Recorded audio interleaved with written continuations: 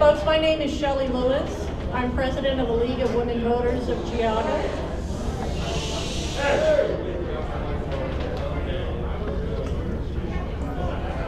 And we're really happy to see so many of you here with us tonight, but we'd be even happier if we could get you to take a seat.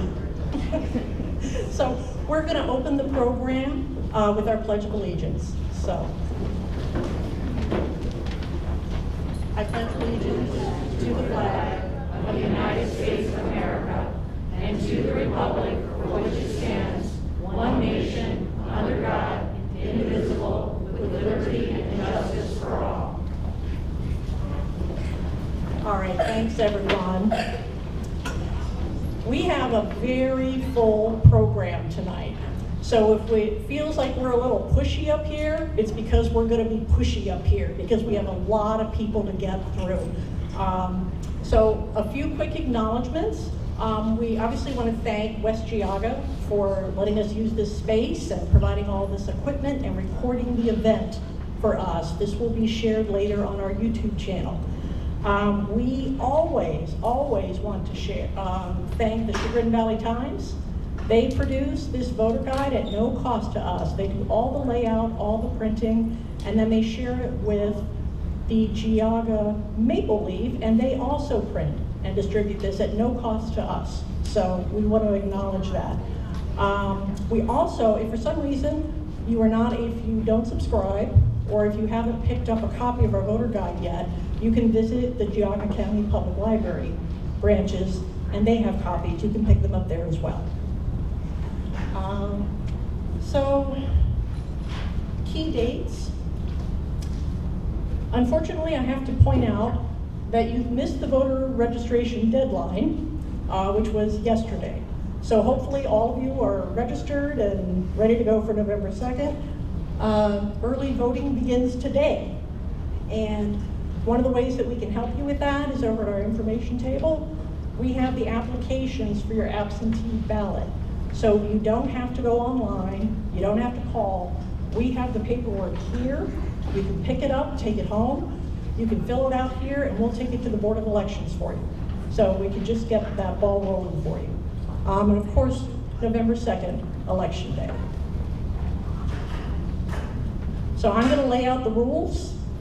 Number one, this is a forum where we hear from our candidates and ask them questions. It is not a rally. We do not distinguish between incumbents and challengers, so you won't hear me refer to a mayor or trustee. We just don't use those titles. We don't allow surrogates to stand in for the candidates. For each race, we're going to ask the candidates to gather in this space here to your left, just before your race. And then when you get called, we're going to have all the candidates come and take a seat at this table.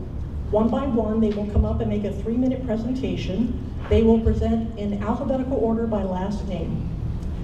We have timers in the front here who will help you understand when you're getting close to your end of time. For the 3 minutes, they'll give you a 30-second warning, and then they will raise the done sign. Please don't make us raise the done sign. Once everyone has had a chance to do their 3-minute presentation, then we will present questions from the audience. The audience questions, everyone will have 1 minute to respond. I need to point out, there are a lot of people here, a lot of questions have been submitted. It is not possible for us to ask every single question, but we do try to group them together and identify those issues that are important to each community and make sure that those questions get asked. And also wanted to let you know that, this is a pretty long program. You are welcome to fill out questions during the program. And we have people standing by, some of our volunteers who will come and get those questions from you and bring them over here to our question screening table. So don't think that you don't have time to ask questions. There's still time. Okay. Our moderator here is Meg Pocken. She's treasurer on our board. So we're happy to have her here. She has sole discretion to extend or shorten the questioning period. So our time limits will be strictly enforced. Again, 3 minutes here, 1 minute here, and we're up to our presentation order. So I'll let Meg go over that. But everyone, let's welcome Meg Pauken.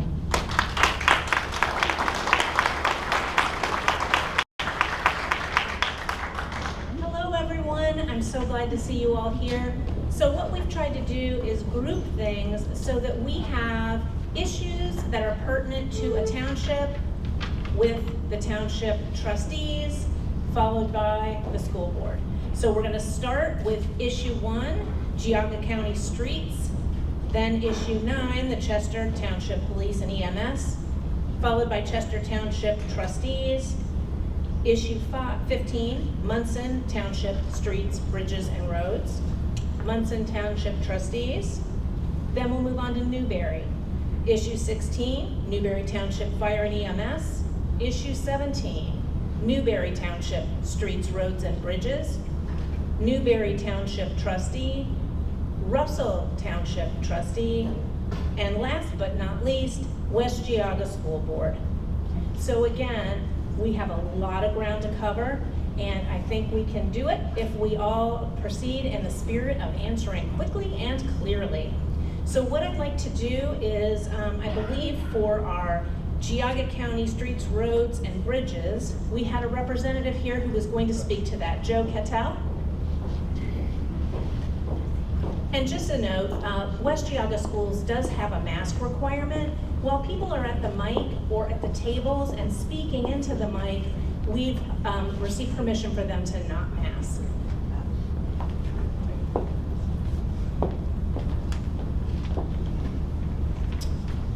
I am Joe Cattell, County Engineer. For those who don't know me, I see a lot of partially familiar faces out there, so I'll keep it short. We're just looking for your support for issue 1 for a road and bridge levy. There's many trustees and people running for trustees out here, so they understand how integral it is. Can you guys hear me now? Yeah. There we go. All right. Joe Cattell, County Engineer, looking for support for issue 1 for the roads and bridges. It's a 2.5 mil levy. It's the same levy we've had on the ballot since back in 1986. It's just a renewal. We're not asking for anything more.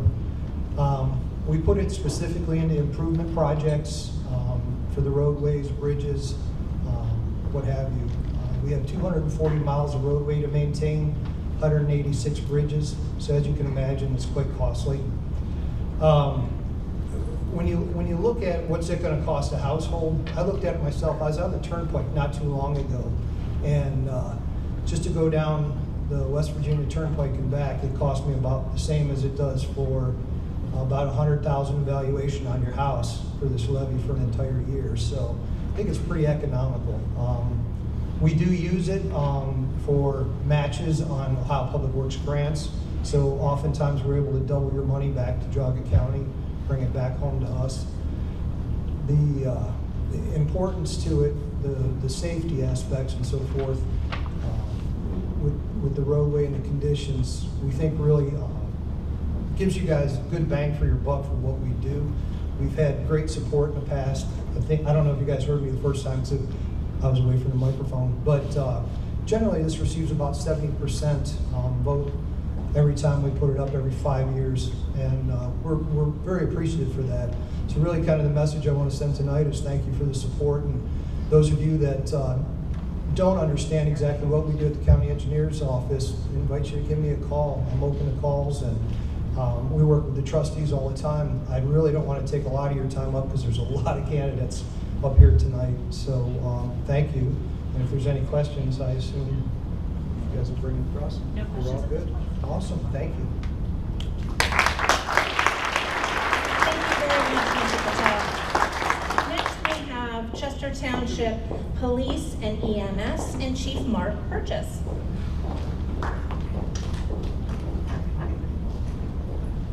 All right.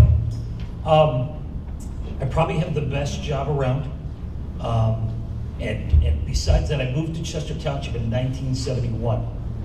Rosemary Blas was my neighbor, so she gives me like double the amount of time, so I'm gonna get 6 minutes, so I'll use whatever Joe had left. I said, okay, no, okay. Police Department has a $500,000 levy on the ballot this year. It is an increase. It is our first increase in 19 years. We've run the police department that long with no tax increase for the police department. That being said, if you've been following along, in 2009, we actually renewed a police levy and lowered the millage. First time I know of in history where we gave money back once we had it. So we put $150,000 a year back in the pockets of our residents. Now 12 years later, that would be $1.8 million if we had that money. Remember, in 2012, the state balanced the budget, and we suffered a loss of an additional $40-some thousand a year, another $500,000. So the police department accomplished that feat for 19 years and did without $2.3 million in revenue. So the Budget Commission, which is our prosecutor, our treasurer, and our auditor, have been after the township for quite some time, but we need to improve the revenue source for the police department. Finally, this year, we have their full support with this $500,000 levy that we're putting on the ballot as well. So this generates about $200,000 a year. And the big question is, why now? Why are we putting this on now? So it's a bigger picture. I'm gonna try to cover this really quickly. The police department has several renewal levies, 4 of them that we vote, or that are gonna be coming up. 2 that we vote on. One is in 2023, one is in 2024. That means the windows that we have to put this levy on are this year or next year. If I wait till next year and the levy doesn't pass, I don't know when I put it on again because we're gonna need that money. So the question is, do we need the money now? No, but it's part of the future plan. It's part of, do we put a small levy on now and be able to provide all the way through? We believe we can get to 2027 with this levy and cover that, and cover our expenses. So it's about putting a small levy on now rather than waiting and putting an even larger increase onto our taxpayers and making that last for another 6 or 7 years. I have one question for you. Oh, does this count against my time? No. We're fair people here. We're not gonna charge you. Is that? So for police funding, was the Chester Township Reserve Fund considered to help fund police needs? And if not, what is the large reserve fund balance to be used for? So there's a reserve fund and there's a general fund. No, the reserve fund hasn't been set up. A reserve fund can be used to improve buildings for the police department, something that the auditor brought forward to the townships, basically all the communities over the last couple of years, where we can put money away. So if the roof blew off the police department, that's an unexpected expense. How are we going to pay for that? It's not typically something we budget for. The general fund is up to the Board of Trustees to decide. I think it's what's important is the trustees for many decades have requested each of our departments live within our own means. That is to say, I am not supplemented for any expense. If we're to turn the lights on, pay our employees, buy a cruiser, all of that comes from the levy revenue generated by the police department. So general fund doesn't supplement us at all. So that's not my decision as to where, if we're talking about general fund money, where that goes. So in maintaining with the goal, we're trying to save self-funded. The other thing is why we don't replace those renewal levies. Why don't we just replace those? Every time we replace a renewal levy, we give back about $12,000 of money that we get from the state right now. So this has been a long process to get. I hope we'll have your support here very soon. And if anyone else has any questions. Great, thank you.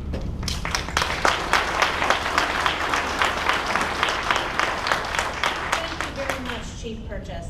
Next, we have the Chester Township Trustees. So, gentlemen, I would ask that you come forward, take a seat at the table, and I will call you up to the podium one by one in alphabetical order by last name for your 3-minute speech. All right? And after you take your seats, then the Munson Township Trustees can be on deck.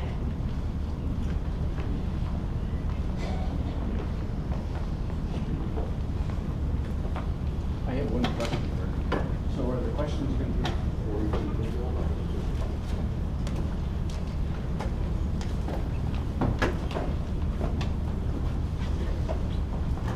Mr. Claypool just asked me a question about whether the questions that we present will be for individuals or for the group. We're asking the questions of the group. So those of you who have questions that are purely specific to an individual candidate, we probably won't get to those questions tonight. What we're looking for are the themes that are arising from the group towards the group as a whole.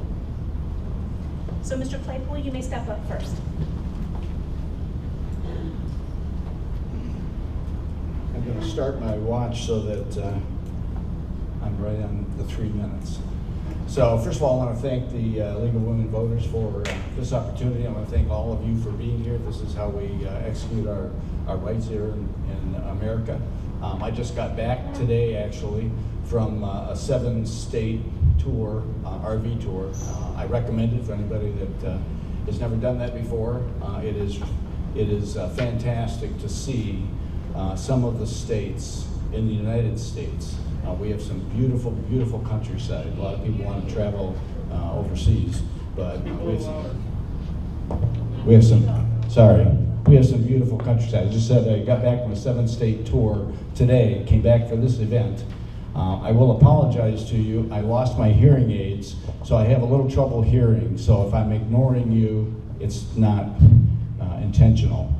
The other thing I'll say before getting into my qualifications is, anybody that's interested, and that includes the candidates, I brought my PA system. If you want to continue this candidates night in the parking lot, I would join either the candidates and or citizens to join us so we can extend and have more questions, and it'll be much more lively, I'm sure. So with that said, I've been a trustee now for 2 years.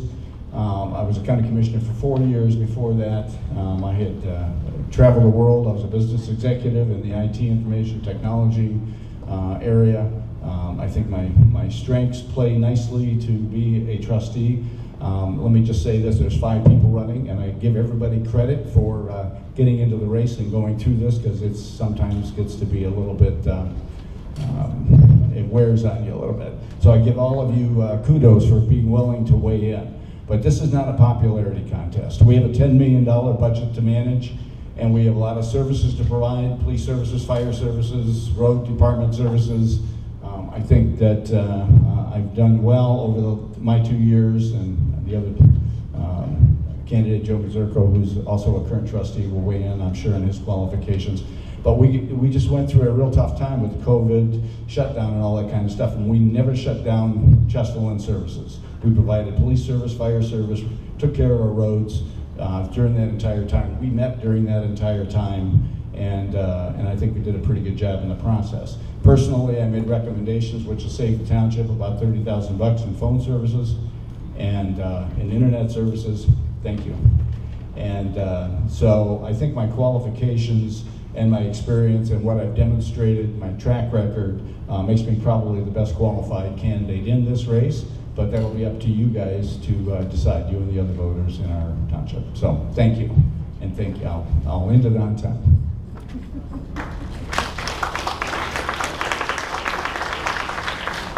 Thank you. Next up, we have Mr. Joseph C. Mazurko.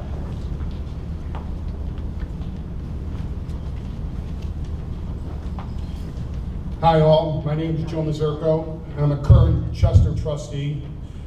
I've been married for 31 years. I have a family of 4. Kids went to West Geauga. Been a resident of here for 40-some years. Got a bachelor's degree in business administration. West Geauga grad, played football and baseball and was a captain my senior year. This is why I'm vested in this community. My parents originally moved out here in '74, started a local business. My dad moved out to Newbury because of zoning issues and that, so that he could develop his business better. He was a member of the Chester Lions group, which is just outside. My mom was a bus driver for 25 years here, so she dealt and talked to a lot of kids that were here and that now are grown up. I've been a Chesterland member, Lions member, for over 20 years. I was president for the Lions Club 2 terms for 4 years. While being president,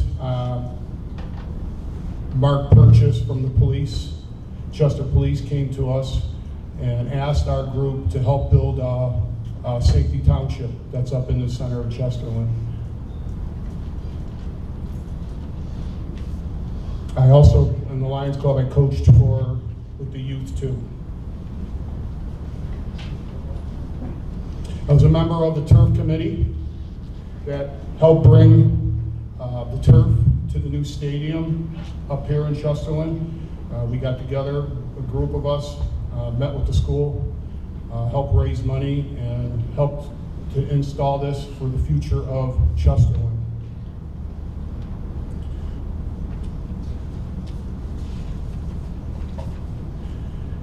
My career path, what makes me capable of being a trustee, I've had 27 years of landscape construction, snow plowing. And while building that company with 2 other brothers, we had 7 employees and we moved to 150. So knowing the duties of our employees has been a great asset for me. What I believe is I've been helping with the township employees in that to develop efficient ways to do things. We're developing a plan to replace equipment that's 18 years old and I've got my 10 seconds, so that's about it for me.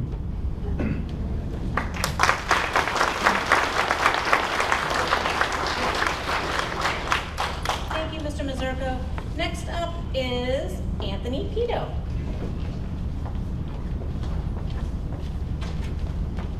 Good evening, everybody. Thank you, ladies and gentlemen, for coming. My name is Anthony Pito.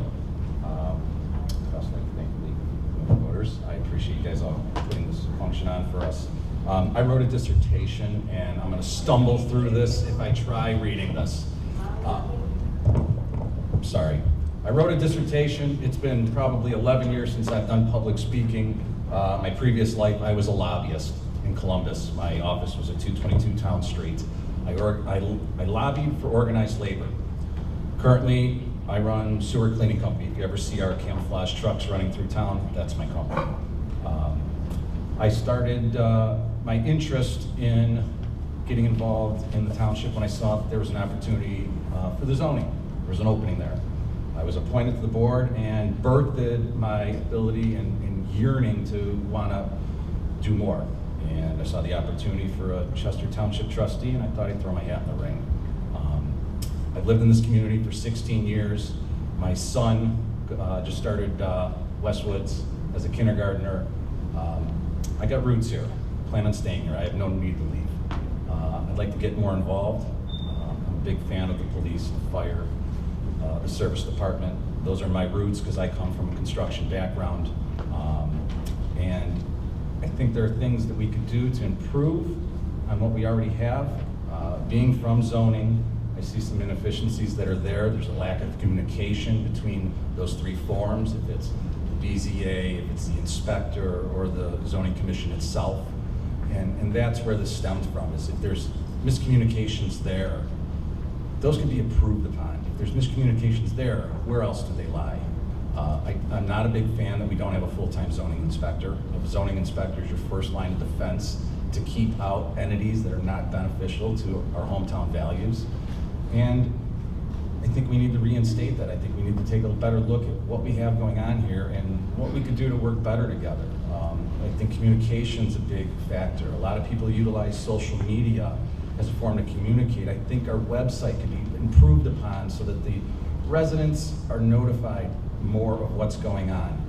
A notified resident's a happy resident. I think we can improve upon those things. I don't think we need to reinvent the wheel. We just need to implement things. Oh, here comes my morning marker. We just need to improve upon some things. I'd like to give it a go, and I'd like your support. So at that marker, thank you.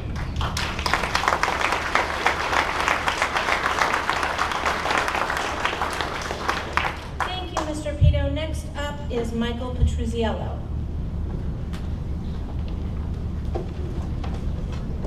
Thank you. Witness silence, great. Thank you all for coming. I'm a resident of Chester since 1986. I've been married for 52 years to my wife, which is a pretty long time. I'm a I've been in business since 1979. We've had our ups and downs in businesses. I've had a couple of them since then. I have sit on a couple county boards. I sit on the Metropolitan Housing Authority Board. I sit on the Mental Health Board. Right? I am supported by our county commissioners because I would never got appointed if it wasn't for them. They trust my judgment, and that's why I'm running for this office again. Chesterland has gone from a $7 million budget to a $10 million budget in 4 years, which tells me there's some fiscal responsibility and accountability has to be maintained. I don't know how you can run a $7 million entity or a $10 million entity with meeting bi-weeklies.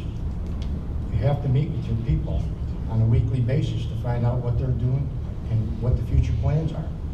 So that's one of the reasons why I'm going to run for this.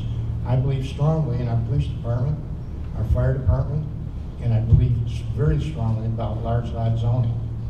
There's people that want to build apartments and multiple tenant homes, and I don't know if that's appropriate for Chesterland. I didn't move out here for that. I came from Cleveland, small lots. I lived in an apartment, and quite frankly, I moved out here because I wanted more land, and I'm sure that the people out here want more land. That's why we moved out here. So that's why I'm seeking this position, to bring back accountability to the people and run the township like it's supposed to be run and make sure it's safe and clean and proper for our children and grandchildren to come. So I'm going to cut it short because there's some more candidates. And if anybody needs to speak to me, I'll be available. And if you need signs or anything, let me know. Thank you very much. Thank you, ladies again.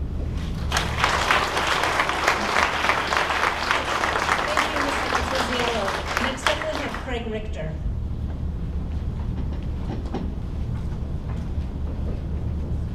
Hello, for those who don't know me, my name is Craig Richter, and I'm running for one of the open trustee positions in Chester Township. I grew up in Russell Township, graduated from West Geauga High School in 1982. I went to Ohio State University where I received a BA in accounting, and then I have two master's degrees, one from John Carroll University, an MBA, and then a master's in taxation from Akron University.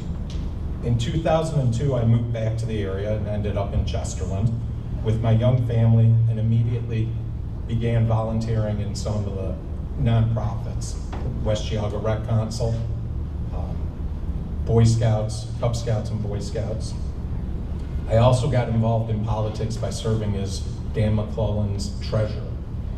In 2013, I was honored by being appointed the Chester Township Fiscal Officer, which I served until 2020.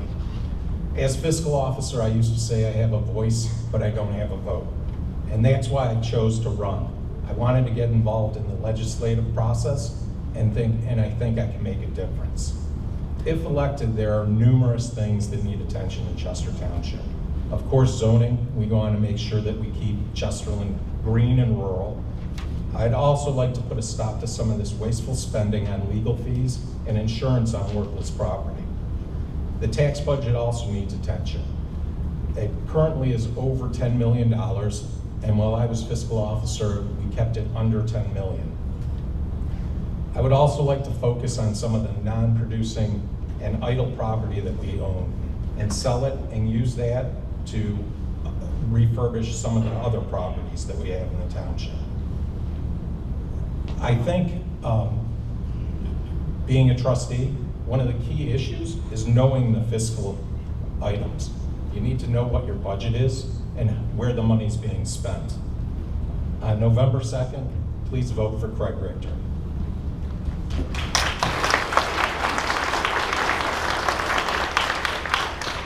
Thank you, Mr. Richter. Last up, we have Eric Charles Patine.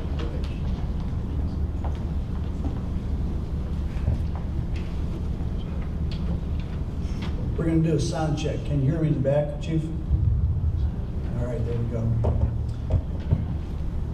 My name is Eric Patine, and my wife and I have been a resident of Chesterland for 9 years now, and we too moved out here for the rural atmosphere. I have 35 years of international and domestic business experience. And you're gonna ask, well, what's that got to do with why I'm running?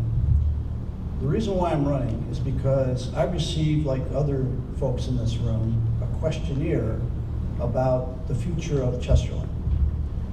And in there were about 20 questions. And it didn't take long to look at those questions and see where they were leading to. I was furious. You too should be furious. Furious because they were leading, biased, and contrary to what we all know and love about this town. When the results came back, it was overwhelming in affirmation that everyone wants to keep it rural, and I too want to keep it rural. There were other comments about fair and clear zoning laws. I too support that. There's also embedded in there fiscal responsibility. I make no bones about it. I have conservative values and I adhere to fiscal responsibility. So in 35 years of business, I've spent a lot of time looking at budgets, financial reports for mergers and acquisitions, performance of companies, and multiple cultures and multiple accounting rules, union and non-union. So as far as the ability to reach across the aisle and communicate with people, I think my 35 years has demonstrated that. It does require good communication, appreciation for the other side, and trying to find an equitable solution. As far as social contribution is concerned, I put 17 years as an assistant scoutmaster into local Boy Scout troop. I'm very proud to say I have 13 Eagles to my name. I too have also been an American Red Cross volunteer. Numerous church youth activities, and even sat on a couple administrative councils. And if anyone has ever sat on those councils, you would think that the directions from the pulpit would have calmed those discussions. They got pretty lively. So I'm not afraid to have an interesting discussion at the administrative trustee meetings. Again, Eric Wittine, I look forward to your support on November 2nd. Thank you.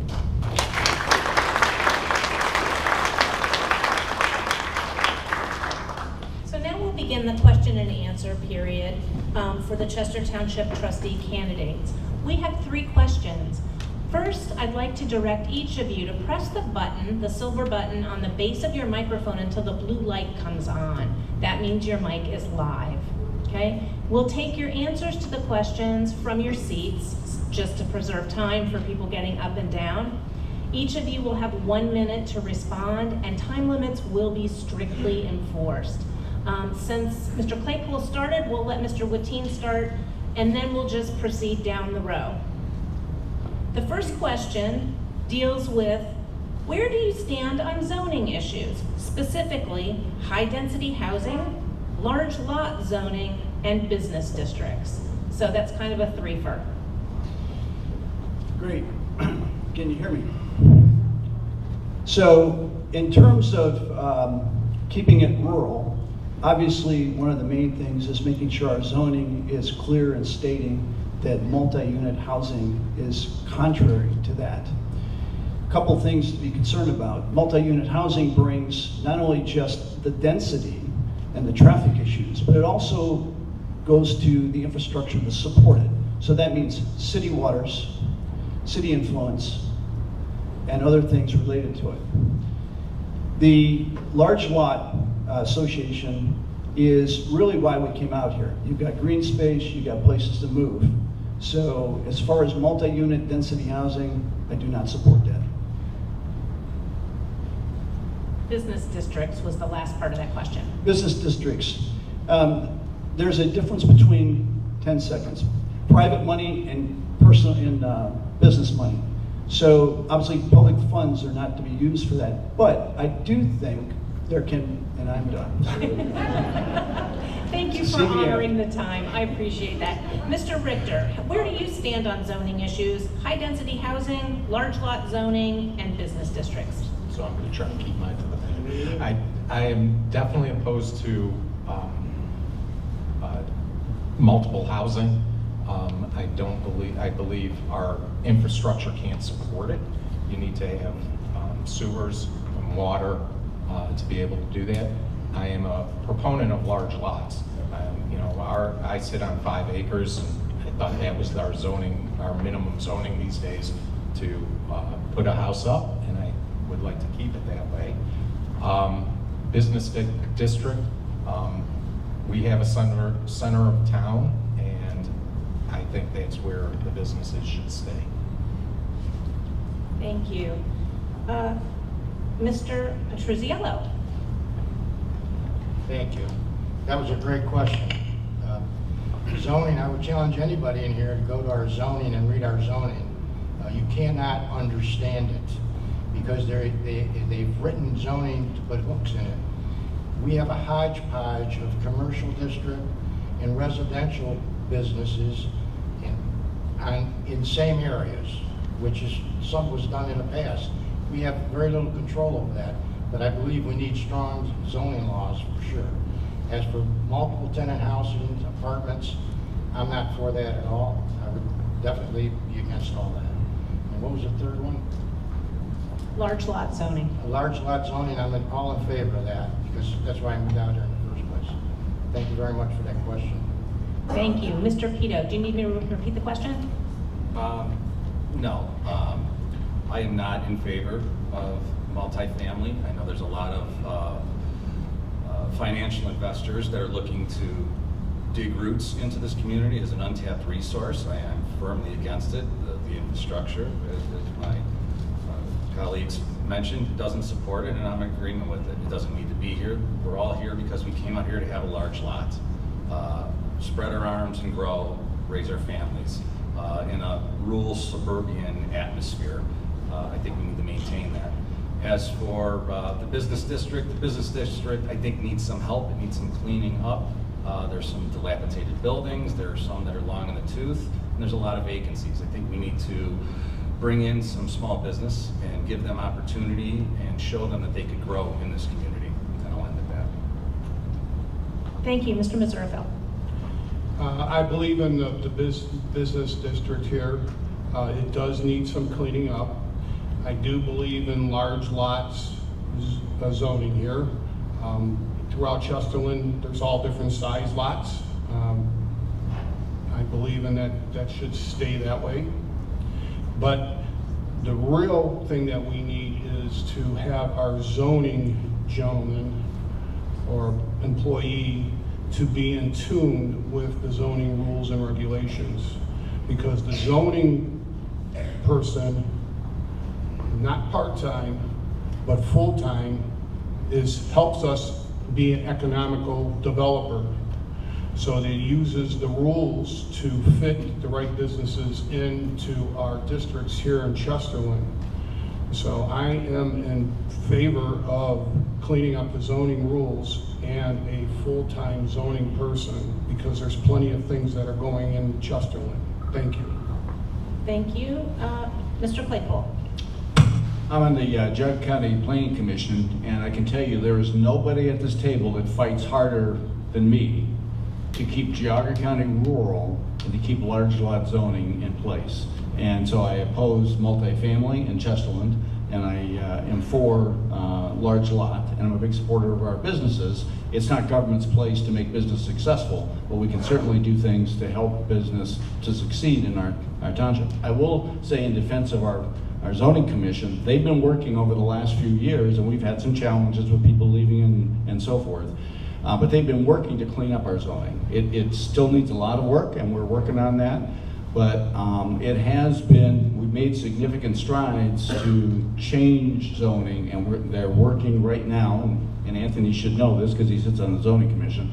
They're working right now to improve zoning, to make it better. And so we're working toward that end. Thank you, Janet. All right, thank you, gentlemen. The next question, I'll start with Mr. Richter down at the other end of the table. Do you feel that the issues with the current fire chief will impact the community's trust? And how will you be transparent while maintaining community trust? Well, if you read social media, it's already affected the trust of the community. I believe that, I think one of the candidates said, the communication currently is just an article in the paper once every 2 weeks.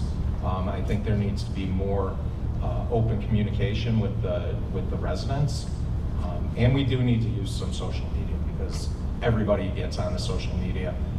As fiscal officer, I say it through 6 years of meetings, and it's the same half dozen people that are up there. And one of the opportunities, and I think they did this during COVID, is possibly doing live meetings to get more people involved. Thank you. Mr. Petruzziello. Well, I'm not a big fan of social media. I don't know what is going on with the fire chief because the trustees have not openly said what this is all about. I don't think anybody does, so I'm not going to speculate what has gone on or what is going on.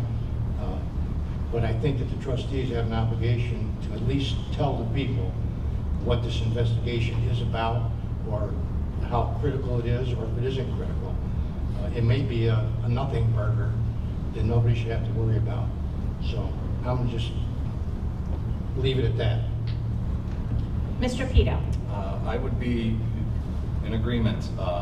We don't know the full story of what's truly going on with the fire department, and I think that because we don't have a clear reality of what transpired, and gentleman keeps getting put on leave, it creates this dissension in the back rooms, in the back corners, and that's what fires up on social media, and then that makes the constituents have some type of resentment towards the trustees. They need to communicate better. We need to know what's going on.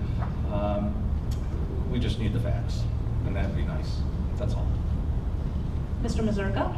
So when I came in here to be a trustee, I supported the fire department 110%.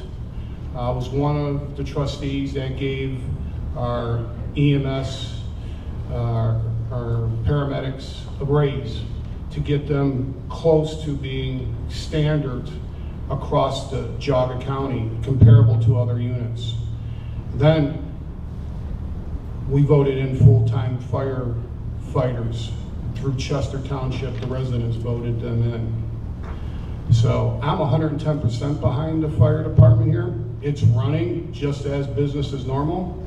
And by law, I cannot talk about what's the final stuff going on. I have to take an oath and follow what the ORC and the law states. Thank you. Mr. Claypool. So regarding the fire department, as Joe has just said, we're very limited on what we're permitted to say in this situation. There is irresponsible behavior on the part of some citizens who know nothing about what's going on, and there's an independent investigation, which means we have nothing to do with it. We do not know what's going on until the investigator returns to us and lets us know all the facts. So I would ask the public to wait. We will reveal everything. When the investigation is complete and we have all the facts, then we release all those facts. For anybody who's out on social media stirring up a bunch of hype based on nothing, that is irresponsible behavior, and it's shameful. Thank you. All right, question number, yes. Mr. Wateen down there. Yeah, they're down there. I'm sorry. Thank you for calling me on that. My mistake. How much time? 1 minute. Okay, so first of all, my personal opinion is that social media will be the downfall of society. It's monosyllabic, it's monophonetic, and the best thing to do is stay off of it. Having said that, I do have a webpage. Just to clarify the record, I'm looking at the motion to adopt the 2.7 mil that was passed by only 12 votes in May 2019. Mr. Mazurko, you were absent that day. That was right here, 30 seconds. We need to put the trust back in the trustees. And what Mr. Claypool said was exactly correct. As a business person, there's procedures. I respect those procedures.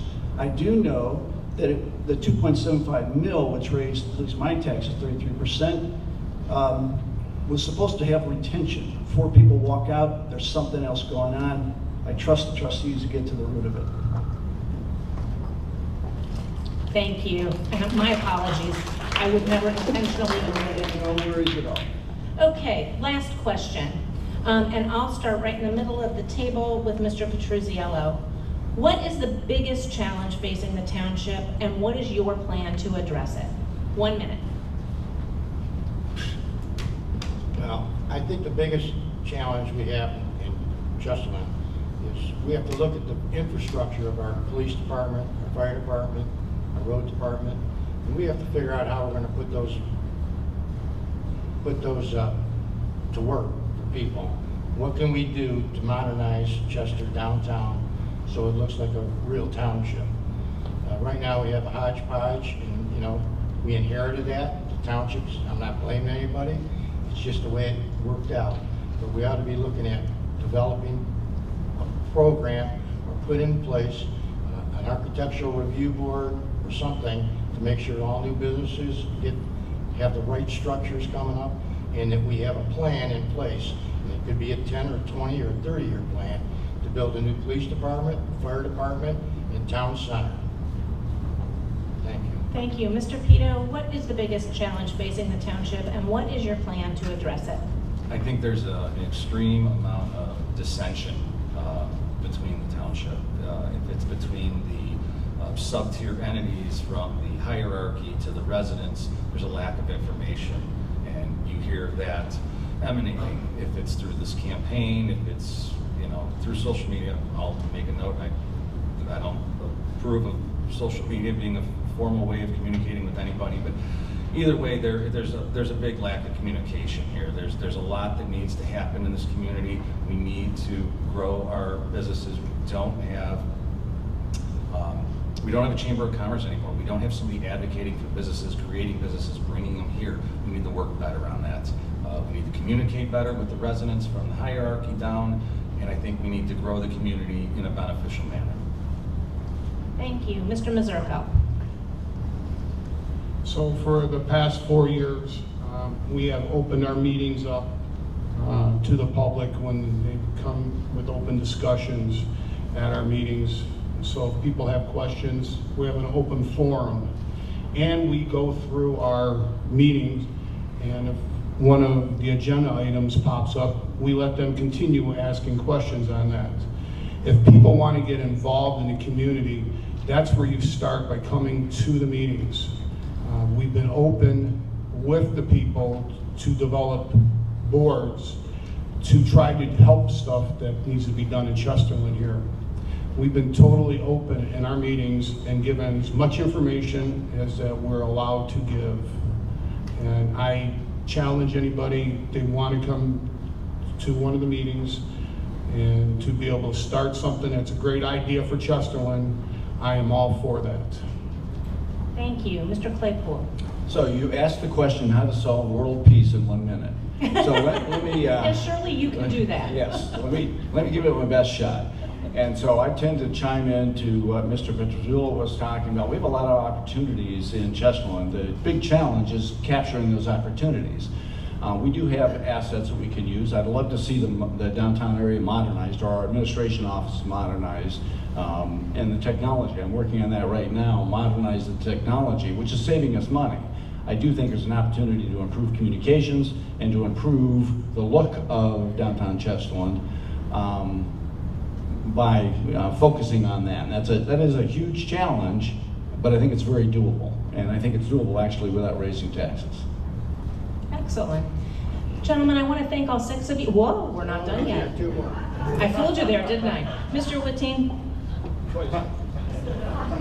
I know. All right, so I've been on the planning committee as well for the last year or so, and there is opportunity for an architectural review board to keep it into the Western Reserve style that we kind of know and like and look. Also, this is going to sound a little touchy-feely, but I think we do need some more community events to get to know each other. This is a great opportunity even this evening. And I hope that some of you, I wish we could have a greater turnout at the memorial services and things like that. Some great things to learn. And we have other opportunities. The business district does need help. There's some things that in the public we could support. But they also need to participate. I have had discussions with some of the members, business representatives on a Chamber of Commerce. They are open to it. So we have a lot of positive things. Signage, love to have consistency in signage. 10 seconds. The communications is always a key, and I can tell you that even in the budget process, 5 people from the public showed up. Thank you. Mr. Richter. So I'd love to see more community involvement. A couple candidates said about the Chamber of Commerce. One thing that would be great to see again is Chester Fest that they put on. They got the community together, and they got the community, because our departments were all open and there were people that our service guys would talk to. But the biggest thing is going to be fiscal. We're going to have to try and figure out how to repair and maintain our aging buildings without raising taxes to the community. Now I'll thank all 6 of you. I appreciate you for taking time out of your evening to be here to help educate voters on the important issues that are facing Chester Township.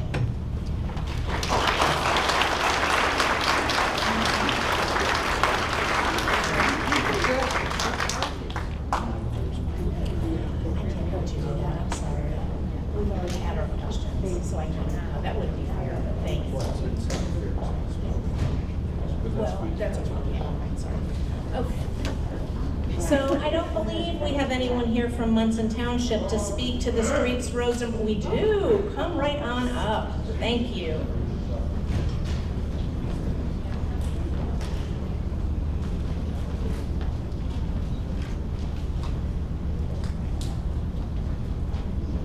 Good evening. Thank you to the league. Munson Township has a .75 mil renewal levy on for the roads. Generates about $180,000. It's approximately 20% of our budget for our road department, so it is very imperative that we get the renewal passed. And as the trustees, we actually put this levy on a year in advance just to make sure we do get the renewal passed. Thank you very much.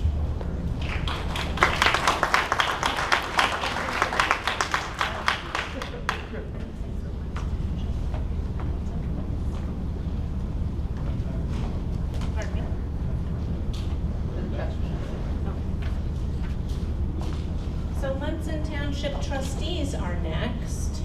So we have Mr. Bushman, Mr. McCaskey, and Mr. Stanko. Are either of you in attendance? No? All right then. Mr. Bushman, you may give your 3-minute statement.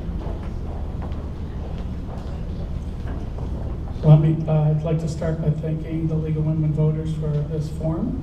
My name is Andy Bushman, and I've been doing this job for 60 years, and I am still not a politician. I'm a resident with a desire to see Munson Township grow as a community. This is the only elected office that I wish to hold. I have worked hard at attaining this office for many years. I have various qualifications for this. I have a strong financial background. I'm a lifetime resident of Munson Township. I'm a former park board member of the township, served on the zoning subcommittees. I've served on the zoning commission. Meeting attendance since 1995. I've attended almost every meeting involving Munson Township. Attended all the fire department strategic planning meetings. I'm a graduate of Leadership Geauga class of 2004, the best class for Melanie's sake over there. I am on the board of Leadership Geauga and the Community Improvement Corporation. My family history in Munson goes very deep. I would say almost countless. It might be interesting to tally the number of years my family has given in service to organizations like the Boy Scouts, Girl Scouts, Munson Baseball, 4-H, Munson Fire Department, just to name a few. I run for office because I have a great love of the township and the desire to see it make it even a better place for the future, and I have the passion to help people. I have the time, the availability to be there for the residents of Munson. I tell people that I'm there for them 24/7. I listen to their issues they have and try to find help for them in one way or another. I just wish to be the best public servant that I can be. Thank you very much.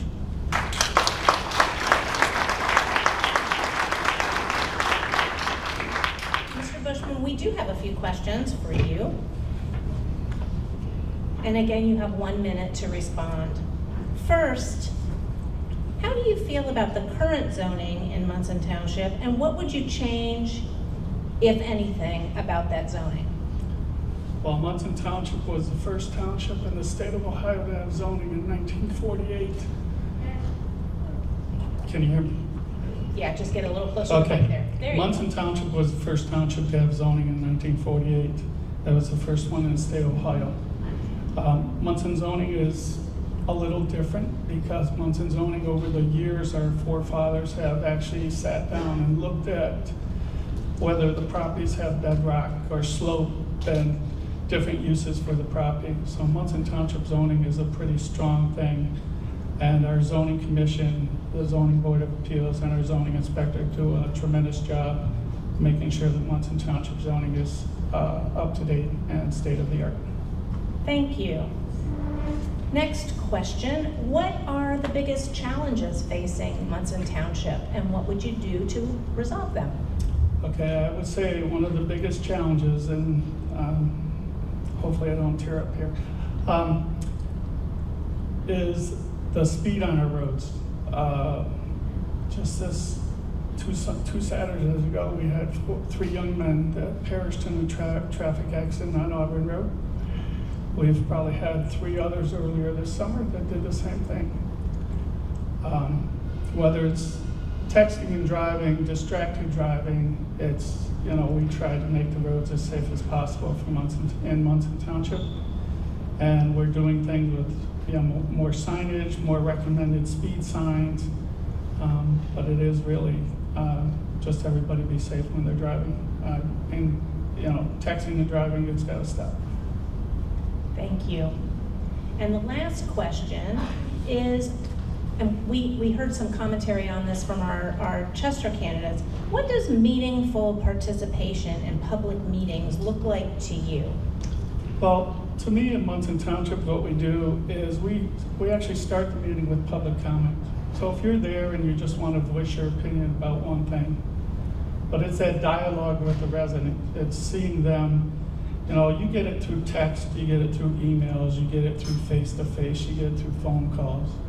But it's really that dialogue with the residents that really, truly, I would say, make the township special, because we sit there and sometimes we take too many questions, and we will take questions.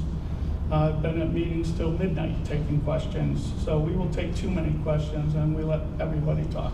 And that's really what the dialogue does at Munson Township. Thank you very much, Mr. Bushman. Appreciate your time and your willingness to help the voters make good choices. Thank you.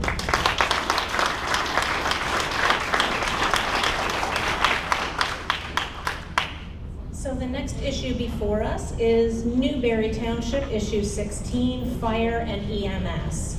Do we have anyone here who will be speaking to that? I'd like to make an attempt at it. How's that? Is that okay? Our fire chief is not here. Fire chief is not here. And this is the trustee? Yeah. Oh, yeah, that's fine.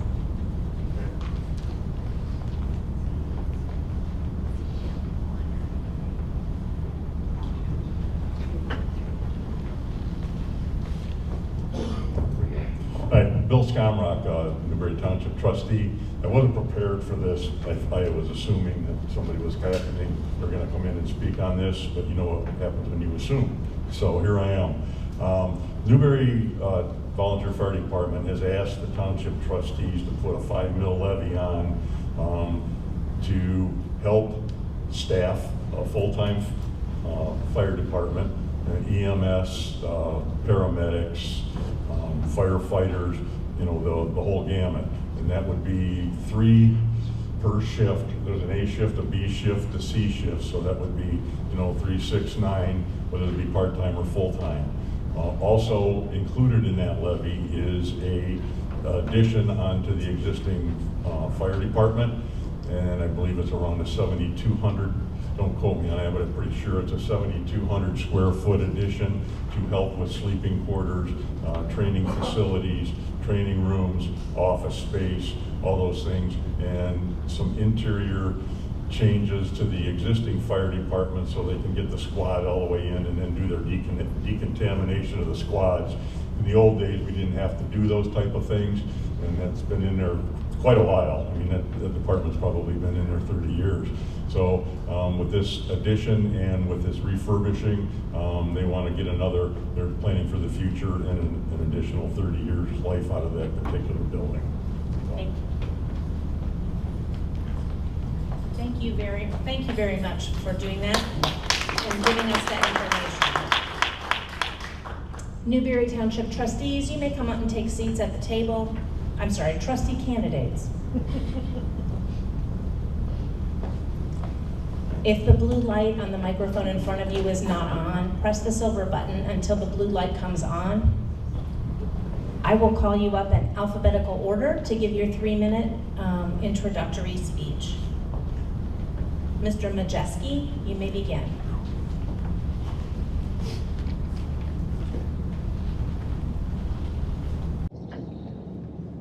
Good evening, ladies and gentlemen. My name is Bill Majeski, and I'm running for the position of Newbury Township Trustee. I was a trustee from 2002 to 2005. Also, I was a member of the Zoning Commission for 10 years, where we developed zoning for parks and for conservation open space development. Newbury right now is at a crossroads. Our trustees now are negotiating to try to get the buildings and the property from the former Newbury School Board. Also, we have on the ballot an issue for full-time firemen because it's not working with the volunteers anymore. One of the things that I'm most proud of when I was a trustee from 2002 to 2005 was I went to Washington, D.C. at the invitation of Congressman LaTourette, and I learned how to write federal grant proposals. Before I left office, we received a grant for Newbury Township of over $100,000. Before I go back to the taxpayers and ask them to put anything on the ballot, I want to make sure that I've investigated every option as far as federal or state grant proposals to keep taxes low in Newbury.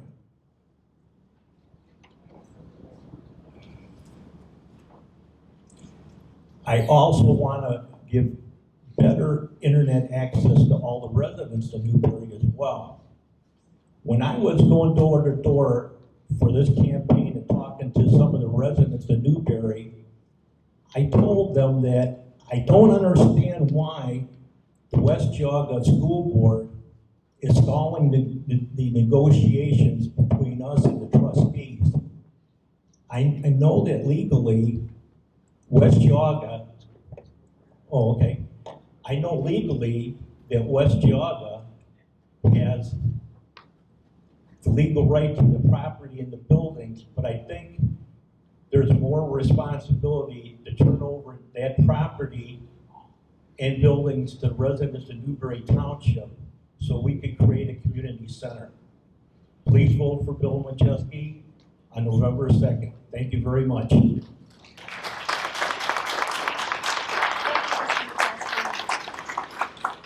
Next is Phil Paradise.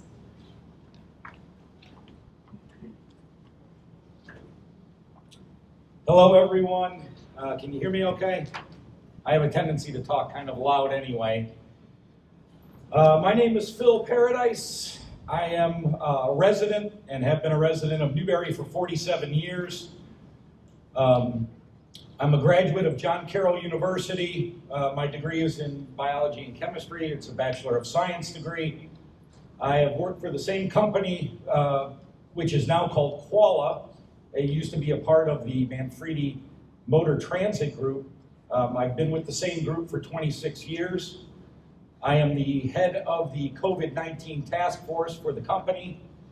As the health and safety director, I have 78 facilities in 29 states and 2 countries, and I'm responsible for the safety and well-being of all those valued employees. I've been a Red Cross first aid, CPR, and AED instructor for 10 years. I was also a trustee with my church for 15 years. I was a coach in Newbury for 18 years for football and 2 years for soccer. And now I'm getting to learn a lot about the West Geauga School since Newbury's school is closed due to territory transfer.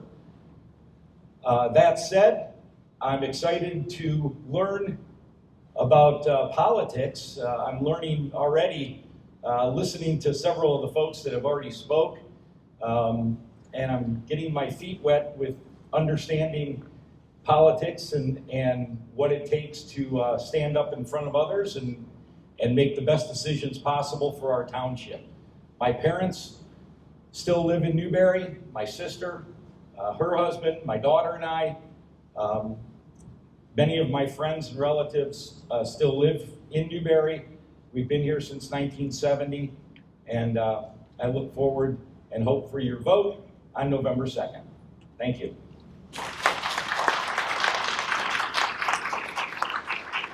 Thank you, Mr. Paradise. Mr. Scumrock.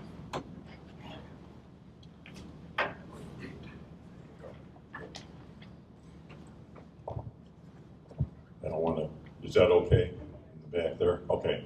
Bill Scomrock, as you're well aware, I would like to take the opportunity to thank the Geauga League of Women Voters and all you folks here this evening for participating in this quorum. Again, this, like Skip had said, this is a true meaning of the word democracy in our society, and it's very important. I have had the pleasure of being a township trustee for the past, or for over 20, or nearly 20 years. And during my trustee tenure, I have served as the board's vice president and board chairman, as well as liaison to the fire department, who I'm a former member, about 15-year volunteer. And I understand totally what it takes for those individuals, the time, the work ethic, and their dedication to perform their services. The Newbury Cemeteries, I was the liaison for. The Geauga County Drug and Alcohol Consortium Committee is, I was one of the original members that set that up during the infancy, and what that does is everybody that has a CDL driver in their road department, if they so wish to belong to that, they're in the drug pool for drug and alcohol as required by the DOT. Also the Geauga Safety Council, and we were able, being a member of that, we were also able to lower our workman's comp premiums, but significantly, and the Geauga County Sheriff's Department. I also have deep roots in Newbury Township and the history. I truly love our community.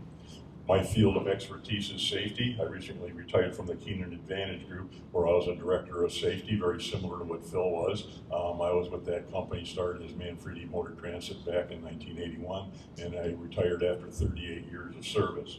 My experience translates well into being in the position of a trustee, and I protected your property values and your largest investment, your home. I have protected the health and safety of your community by having well-maintained roads and by promoting only environmentally safe businesses. I have supported reasonable, responsible, fair zoning that allows for a balance between residential and light industrial. And I'm passionate about the conservative, transparent management of township opportunities or fit finances. Newbury Township has not increased taxes for more than 2 decades. That's 20 years, okay? Although there will be a fire levy on, as you're well aware. Anyway, what's next? I am dedicated to securing the former Newbury School property. We only have one opportunity to complete that, and with that, I'm sure that it will spur economic development. And remember, they're not making any more property in Newbury.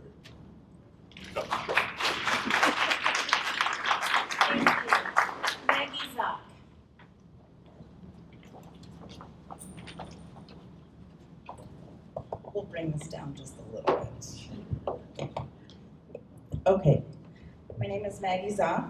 I served on the Newbury Local School District Board of Education, worked to transfer Newbury School to West Geauga, and have been working on the Newbury Township's Task Force Research and Community Center on the former Newbury School property ever since. Providing our children a stable and quality education was easy in principle, but challenging in many ways. These issues require dedication, diplomacy, and empathy. Work remains unfinished as we continue negotiations with West Geauga Board of Education regarding the future use of the property. I'm focused on putting the community first through open dialogue, comprehensive community planning, accountability, and affordable growth that remains true to our values. I support Newbury Township acquiring all 39 acres located in the center of our township to impact how we'll interact as a community for the next century. We'll have access to local community athletic fields and fine arts programming, ADA accessible township offices, which will include expanded meeting space, affordable indoor event space, and potentially regain a library, which is essential for those who need access to reliable internet. These changes will improve the quality of life for Newbury residents for today and tomorrow. Extended negotiations with public entities have costs associated with them. Perhaps the most costly is public perception of how the negotiations are handled. I plan on working to move these negotiations along as a trustee to minimize delays and damage to our community. This is an opportunity to further unify our communities and gain support from Newbury residents to West Geauga schools for many years to come. Also, our township has the 5.5 mil continuous levy on the ballot in November to staff our fire department with full-time 24/7 staff, as well as expand and renovate our current facility. Newbury is one of 2 all-volunteer fire departments left in Geauga County, and after speaking with local fire professionals, it's clear that a volunteer staff is no longer sustainable. In the event the millage isn't supported, I think it's prudent to work with the fire department to develop an affordable plan to get us there.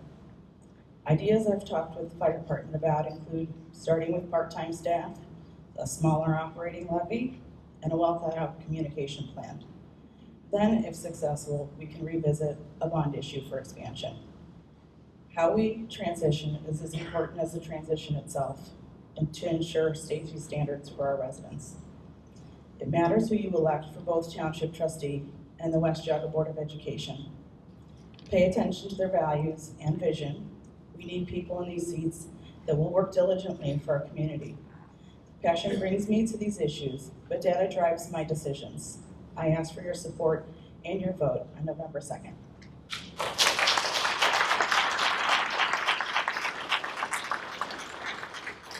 Thank you. All right, it's question time, and I'll try not to confuse everyone by skipping around so much amongst the candidates. The first question, and I'll begin down at the far end with Mr. Majeski, is about school property. What do you think the former Newbury school property should be used for, and how would you fund any work? What I would do would be, first of all, I want to get to... Mr. Majeski, can you turn on your microphone and speak into it? Okay. Press the, there you go, the blue button's on. My first priority would be to have a survey done and get the input of all the residents of what they want to see in their community. Secondly, I've talked to some residents, they'd like to see a community center. They'd like to see the auditorium kept and some of the other buildings as well. And then another thing is, I'd like to go after federal funding or state funding to offset the cost of the improvements that we would make to both the buildings and the property and make it something that all Newbury residents would be proud of. Thank you. Mr. Paradise. Could you repeat the question? Sure, I'd be happy to. What do you think the former Newbury school property should be used for, and how would you fund any work? I would say that the Newbury property needs to be split between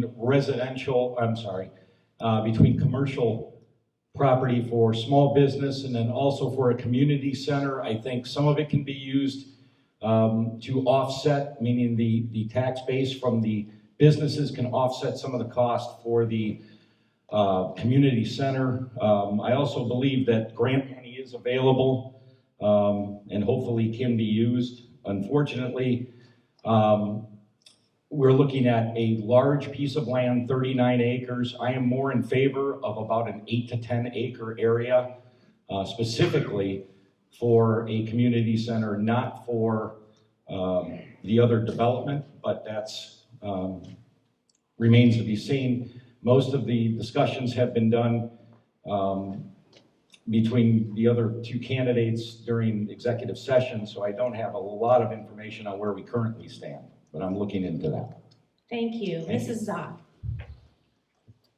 Thank you. I covered this quite extensively in my 3 minutes, so I think you understand my vision. I'd like to take the time to explain why, not just what the vision is, but why, and it is the timing. With that piece of property, once it's gone, you don't have the opportunity to bring it back for this purpose. So I'd like to explore this with our community. It's a valuable piece of property. It has sewer capacity attached to it. We have an opportunity to not only bring services to our community, but preserve it for long-term township planning for the future. Mr. Skunrock. I would like to obtain that property from the West Geauga Board of Education. I would like the entire 39 acres. They're not making any more property in downtown Newbury. And this is the prime area downtown. It's right in our central area. And I believe that we should make a community center out of it. I think we should make a recreation center. We have the fields there, the baseball fields, the football fields. There's many, many people that have come to us that are interested in leasing the fields and leasing the stage and the auditorium and the intermediate building. And we could potentially move our township offices into the intermediate school building and use the other property for parkland and or future expansion of our downtown service, of our services for our community. Thank you. Thank you. Our next question, what do you see as both challenges and opportunities arising out of the Newbury school merger with West Geauga Schools? Mr. Paradise, would you like to start with this one? Sure, and I want to clarify that's not a merger. There is a difference between a merger and a territory transfer. In a merger, we would have retained the school, we would have retained our identity and all that goes with it. Unfortunately, in a territory transfer, you lose all of that.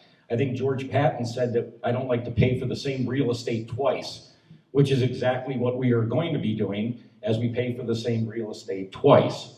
One of the other members, the head of the school board, gave the school away, gave the property away, and now has fought to try to get it back. And I'm trying to understand why we couldn't maintain that in the first place. But I think also there's a lot of discussion about the fine arts centers and soccer games, which I think are great, and I attend a lot of them. I've been a coach for many years. Do we have any letters of intent? You need the letters of intent to ensure that that's going to be taken care of. So without those, right now it's wishful thinking. Thank you. Thank you. Mrs. Zock, what do you see as the challenges and opportunities arising out of the Newbury school merger, the territory transfer with the West Geauga Schools? Yes, let me clarify. The ORC that was used was the only option available to do the transfer. So because it takes both parties to be willing to go through and entertain those ORC, it was not dictated by Newbury. But I will say, when you go through a transfer, merge, territory transfer, whatever ORC code you want to cite, it is similar to a marriage where what's yours is mine, but mine is yours. And what we've paid for Newbury's assets up to that point now become West Geauga's. And what West Geauga's community paid for up until that transfer now becomes ours. So it isn't like this is ours and that's theirs anymore. And I will say that the students were our focus in the transfer. And through COVID, the West Geauga Board of Education really had to come up with, and their administration and staff had to come up with really great ideas to merge those students, staff, and families. And now it's time to focus on those communities, bringing the communities together. Thank you, Mrs. Mr. Skamrock. Can you repeat that one more time? Sure. What do you see as the challenges and the opportunities arising out of the Newbury and West Geauga School unification? Transfer or merger? Okay. I think it was a great opportunity for our children and for our community that these two school districts did come together. Our children have this great opportunity to have more class options, bigger, broader education, and it also dropped the tax revenues in Newbury Township by 14 mills. So with that being said, I don't know if that's a challenge or not. I think it feels pretty good, which in long term, if we go back to the Newbury taxpayers, which we're not going to go back and ask for a lot of money if we do acquire these school properties. I think with the revenues from these people that we have talked extensively with for leasing this property, they didn't want to divulge anything like that because of the point is that they don't own we don't own the property now. Once that happens and we're in the property, we'll have some letters of intent. Thank you. We do have letters of intent. Sorry. Thank you. The third and final question for Newbury. Oh my goodness, I did it again. I'm so sorry, Mr. Majeski. Please go ahead. That's all right, it happens to me all the time. In my discussion, hit it down. Yeah. In my discussions of going door to door with talking to Newbury residents, asking them to vote for Bill Majeski for trustee, you know, one of the first things they said to me was, why wasn't there any kind of contingency when the two schools merged that the property and the buildings for Newbury schools would automatically go to the township? Another thing that I told the residents when I was going door to door, I said that if I was in the negotiations now with the West Geauga Board of Education, I would have said to them in executive session, because me and Phil Paradise haven't been allowed because we haven't been invited into executive session. I told the residents that I'd offer $1 for the buildings and the property, because morally, Thank you, Mr. Majeski. Your time is up. that belongs to the residents of Newbury. All right, the last question. And we'll start with Mrs. Zock, and this time I promise I won't forget you two gentlemen around the bend down there. So our third question is, what do you see as the greatest challenge facing your township, and how would you address it? Okay, so Mr. Skamrock led to understanding that with the territory transfer, we did go down in millage by 14 mills. So, and then I think Mr. Majeski led to the idea that we are in a crossroads. And I agree with him. To add back to not all of that 14 mills, but to look at what you get for adding mills back to our taxes. What people value and what they want to add back and how. I think that is the most important issue right now. And I wouldn't say that either of the fire or the community center are competitive to one another. Because if you get 5.5 mills for the fire issue, and say there's a couple mills, we don't know because we're in negotiation for the community center, we're not even halfway back to the 14 mills that we've removed from transferring the district. Thank you. Mr. Skamrock, what is the greatest challenge facing the township, and how would you address it? Communication, communication, communication. We get very few people at our township trustees meetings. When we were doing our meetings via Zoom, we had very few participants. We had maybe 5, 6, maybe 8 of them every meeting.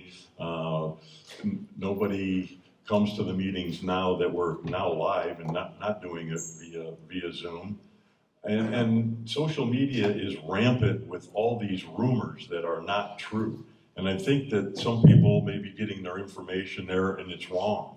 And I'm like the Chester trustees are. I dislike social media for politics from my deepest bowels. I really hate it.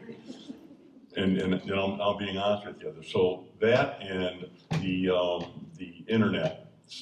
We have 2 providers in our community, and one of them's pretty good. The other one is horrible. Thank you. All right, Mr. Majeski. I say the 2 biggest issues in Newbury for the future are internet access and better communications between the township trustees and the residents of Newbury Township. Also, I'd like to see our website updated so the residents know ahead of time what's on the agenda, what are we going over and talking about as far as township business. And I also want to do a survey to find out where the trustees can make improvements that can be shared by all the residents of the township. Thank you. Last but not least, Mr. Paradise. Thank you. I have to agree with Bill at the end down here, this Bill, not this Bill. On the social media side, I'm the only person probably here that doesn't have a Facebook page, and so I'm not getting any false information that way, which is good. Right now, Newbury is a place to pass through on the way to somewhere else. That's what it is. You may have a few folks that stop at Manja Manja at the corner of 87 and Auburn, or go over to Zeppi's, maybe even stop down at Sharon James. But other than that, it's a place to pass through on the way to somewhere else. We've got to stop that. We've got to get a sense of community. Communication is important. I agree with everyone that communications is important. But to be honest, I think it's a sense of community. The school was the center of the community at one time. That is gone, so we're going to have to find something else, whether it's JC's, a Rotary Club, something to get the people of Newbury proud about Newbury again. Thank you. Thank you. And thank you, all 4 of you, for joining our forum this evening to help the voters for Newbury Township Trustee make an educated decision. Thank you. Thank you.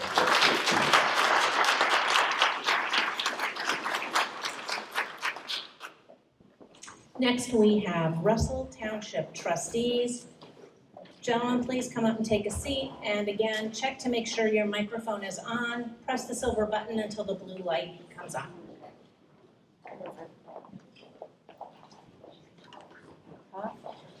I will call you up in alphabetical order to make your 3-minute presentation. Mr. Hare.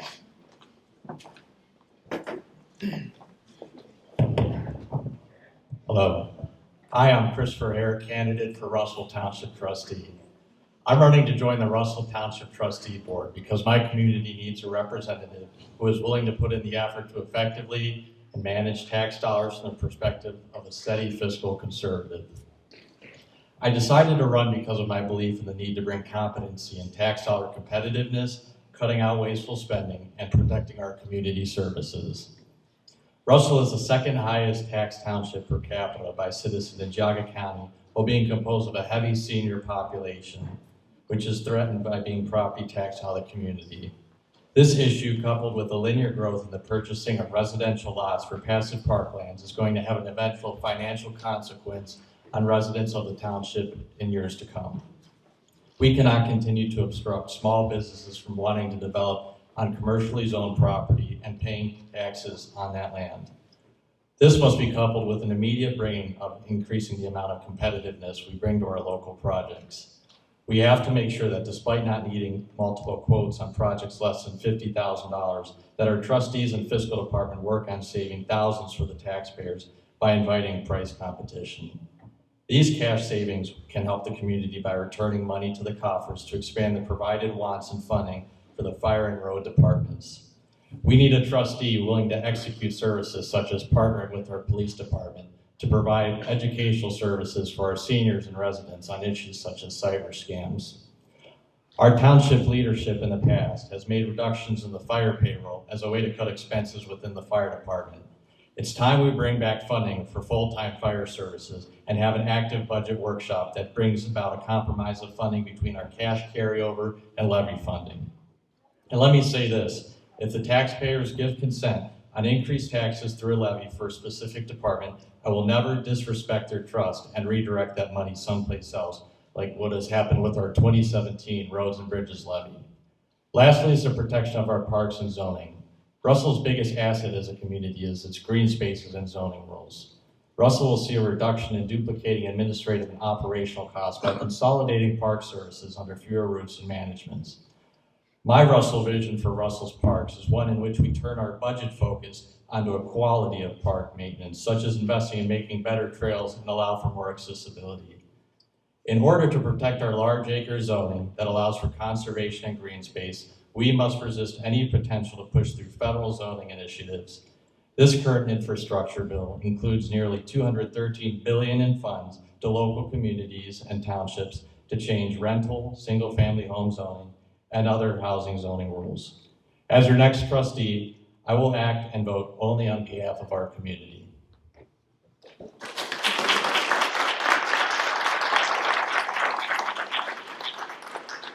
Mr. Mueller.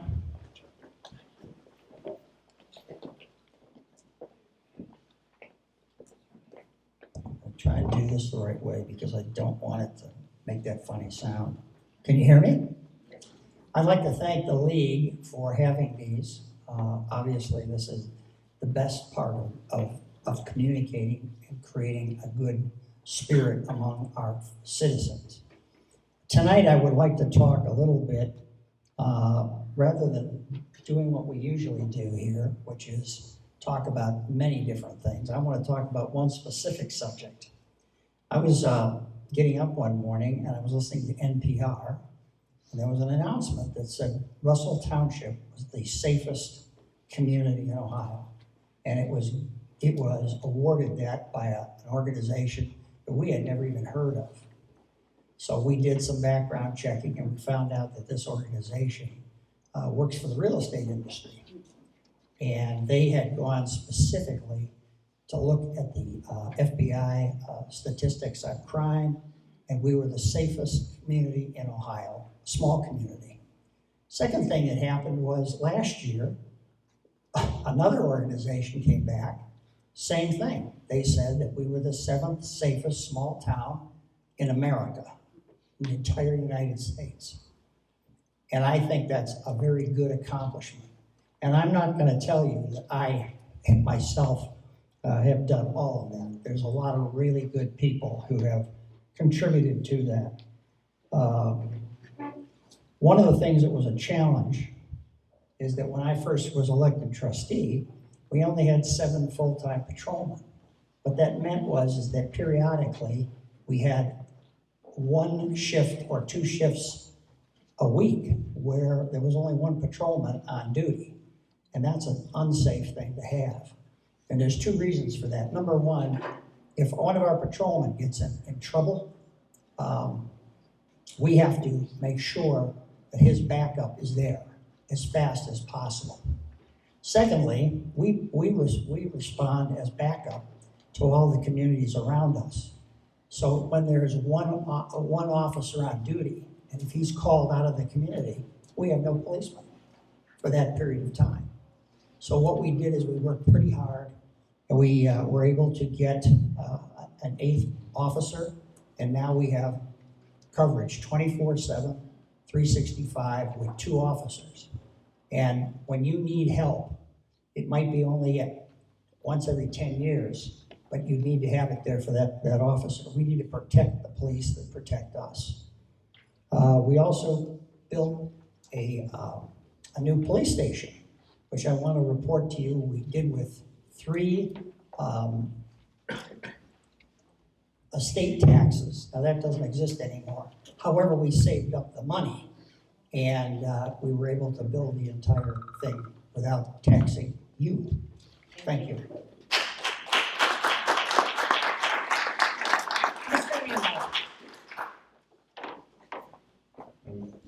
Last of the trustees tonight, so bear with us. My name is Matt Rambo. To tell you a little bit about myself, I've lived in Russell since 2017. I'm married, I have 2 children, 2 cats, 5 chickens, 3 hermit crabs. So we have a busy house. I graduated from Ohio State University with a degree in law in 2005. I'm currently in private practice as a lawyer in Mayfield. Prior to that, I served as 7 years as a magistrate, Court of Claims in Ohio in Columbus, and 5 years as staff attorney in Cuyahoga County. A couple things I do in my spare time. I'm a member of the Geauga County Bar Association, Burton Middlefield Rotary, Geauga County Ducks Unlimited. I'm a board member of the Red Tulip Project of Geauga, and I'm a past member of the Geauga County Township Association, a membership I let lapse over the last several months because of COVID. Probably should have renewed, but I failed to. I also currently sit on the Russell Township Board of Zoning Appeals. And one of the things I looked at specifically before coming to the Board of Zoning Appeals, and I've looked at more recently coming to run for trustee, is the Russell Township Comprehensive Land Use Guide Plan. It's a long title. Don't be too discouraged. It's a survey commissioned by the Township Trustees. They do every 20 years, essentially, to lay out the demographics of the township and to see where people in the community want to see the township headed. The last one was done in 2000, it was commissioned I think in 2015, finished in 2017. I think it's usually run, Mr. Mueller might be able to tell you, by Cleveland State. Some of the findings that are interesting, Russell and what people want from Russell is a safe, quiet, enjoyable community. They want to keep development low. They want to protect the natural resources that we currently have in Russell, all of which I'm fully in favor of. The other interesting thing, I think Mr. Hare mentioned, is that if you look at population growth over time, it used to look like a Christmas tree. Younger people at the bottom, older people at the top. More recently, it looks like an inverted Christmas tree. We do have an aging population, and because of that aging population, it's very important that we support full-time fire and EMS employees, specifically paramedics.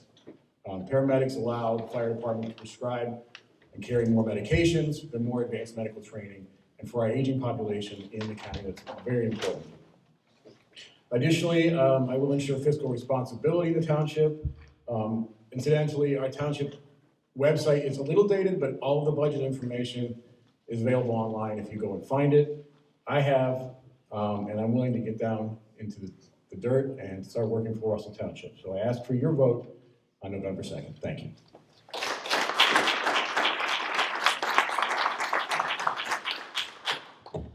Thank you, gentlemen. All right. We have 3 questions for you. Once again, you'll have 1 minute each to answer. Please make sure the microphones are on in front of you by pressing the silver button so that you can be heard. I will start at the end of the table with Mr. Mahler. The first question is, where do you stand on high-density housing and zoning changes that would facilitate the introduction of multiple family housing in Geauga County and presumably Russell Township? What is your opinion? Well, a lot of people who run for office tell you about what they're going to do. I'm going to tell you about something I did. Back in 1970, they were going to build a 12,000 unit sewer treatment plant on the property that has the West Geauga Commons. And I got elected county commissioner at that time, and we put a stop to that. I want you to think about what would have happened had that been built. There would be low-rise apartments on 306 today. So I am very much the proponent of large lots and open space. And Russell Township is very lucky in that 25% of the entire area of Russell Township is now set aside forever, either as parkland or as conservation easements. Thank you. Mr. Rambo, where do you stand on high-density housing and zoning changes that would facilitate the introduction of multiple family housing in Russell Township? Is this actually working? You need to. It's blue. Oh, no, it's more blue. I gotcha. It's two different shades. I'm totally against high-density housing in the township. You know, one of the things that was specifically asked of me when the township trustees appointed me to the Board of Zoning Appeals is, how do you feel about large lot zoning? And in Russell, we have 3-acre, 5-acre large lot zoning, which is interesting because I live on a 2-acre lot, so luckily I was grandfathered in. But that's the way it should stay. You know, there's no infrastructure in place currently for multiple family units or high-density units in terms of sewer and water, and I think that's the way it ought to stay. Thank you. Mr. Hare. Yeah, so I'd also like to concur with Mr. Mueller and Mr. Rambo that I'm in favor of maintaining large lot zoning and keeping out high-density housing, because high-density housing brings in a higher population, higher cost to the community, and as Mr. Rambo had mentioned, increased services, which we don't have currently in our township. And I'd like to say that brings about another temptation which comes in the future that I touched on, which was temptations of cash from the federal government or initiatives from local metropolitan planning commissions that would like to bring in higher density housing, change our zoning laws. And I think it's just something important we got to keep at the back of our minds, that we gotta say no to any cash that involves changing our zoning rules to bring in high density housing. And we got to make sure that we talk to our county commissioners to make sure that NOACA knows our community's needs when it comes to zoning rules, and we resist any changes otherwise. Thank you. Question number 2. I'll start with you, Mr. Rambo. How have you prepared for your role as township trustee? How many meetings have you attended, and who have you spoken with to learn more about this role? Like I said, I currently sit on the Board of Zoning Appeals, which, you know, in my opinion, there's really two things that the township trustees do: zoning and budget. And as I mentioned earlier, I did go to the website. I downloaded all of the budget materials for this year and several past years, including the checkbook, and schedule of levies, etc. I've spoken with Mr. Mueller. I've spoken with Mr. Gabram, who's a current trustee. I've spoken to Karen Walder, who is a current fiscal officer. I will admit, I have not attended any trustee meetings. To that point, I'd like to see those streamed online, make it easier for the public to attend.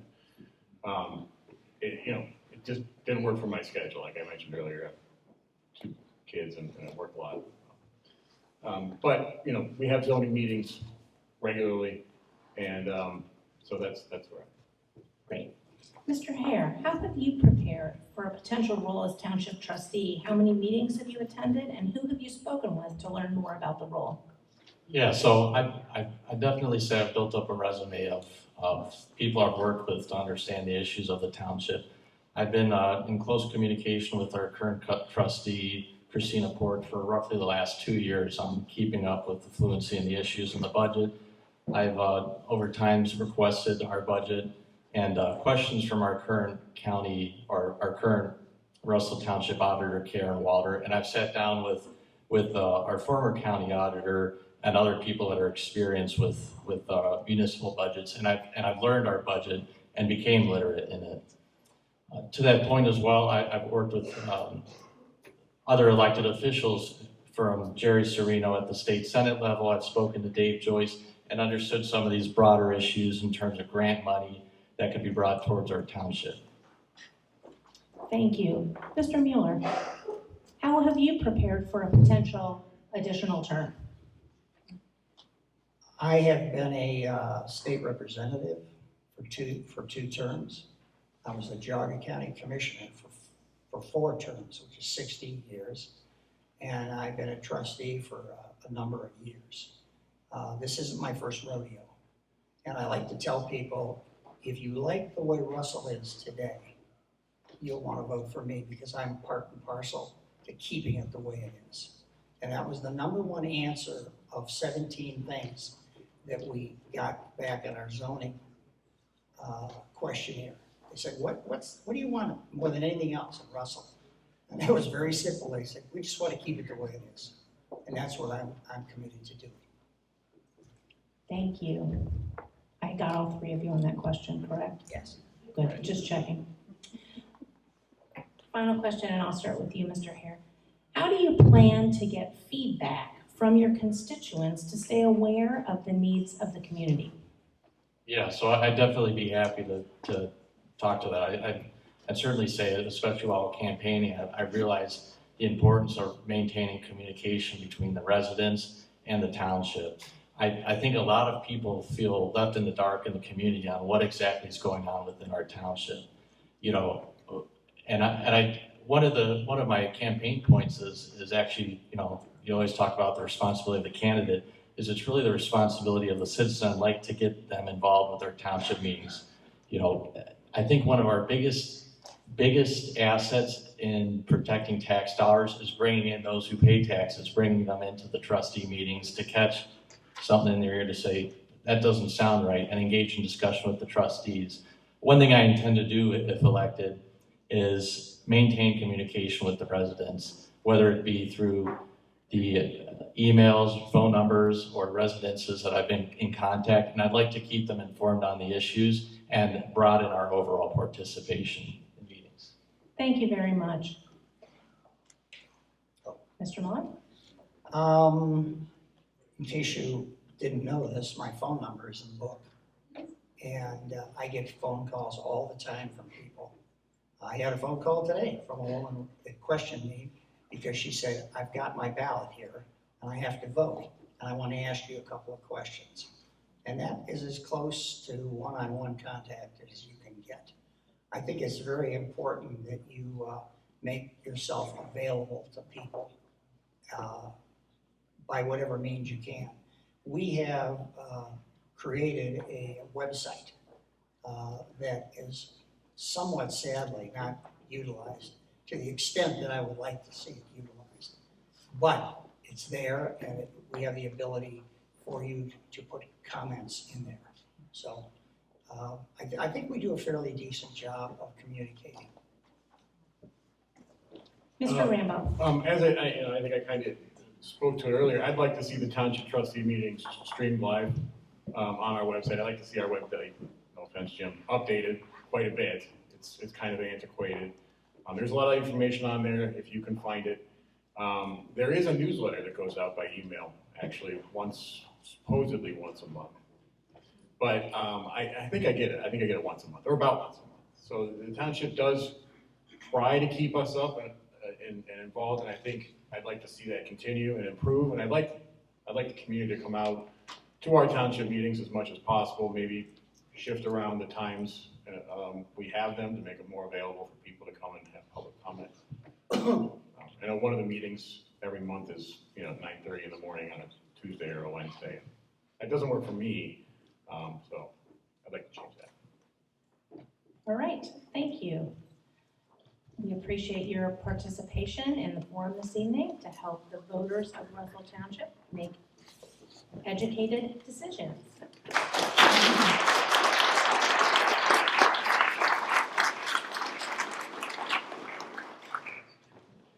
Our last panel of the evening is the West Geauga Local Board of Education. The candidates, if you would please have a seat at the table. I will call you up in alphabetical order for your 3-minute presentation.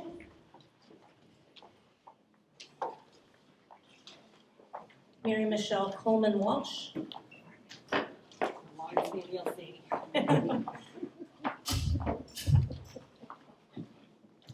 Hello, my name is Mary Michelle Coleman Walsh, and I'm running for West Geauga Board of Education.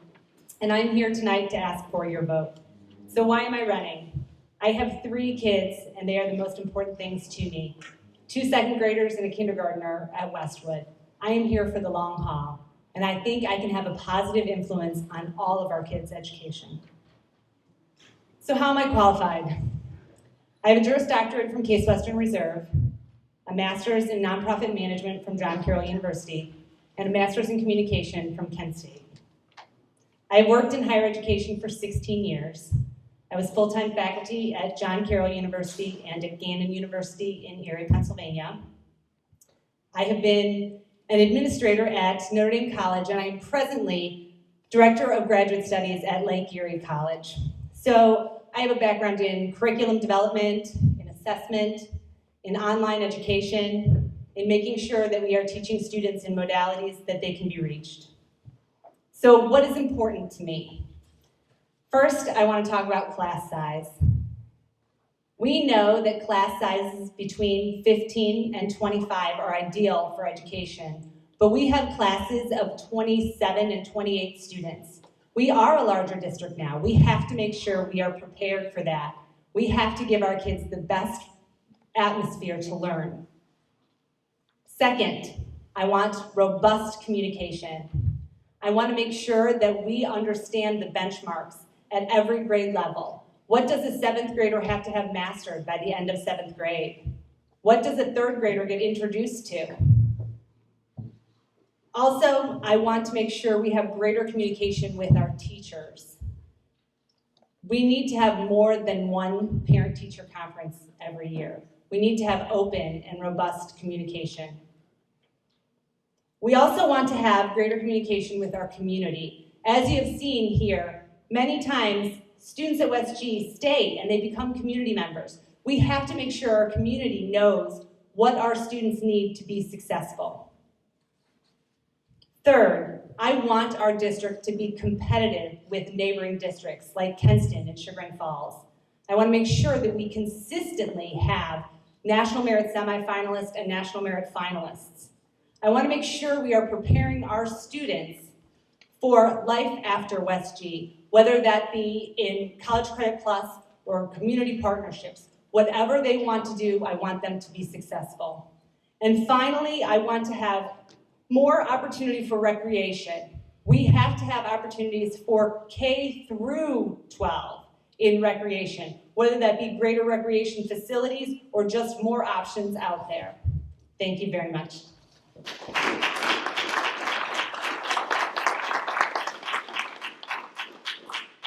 Chet Ramey.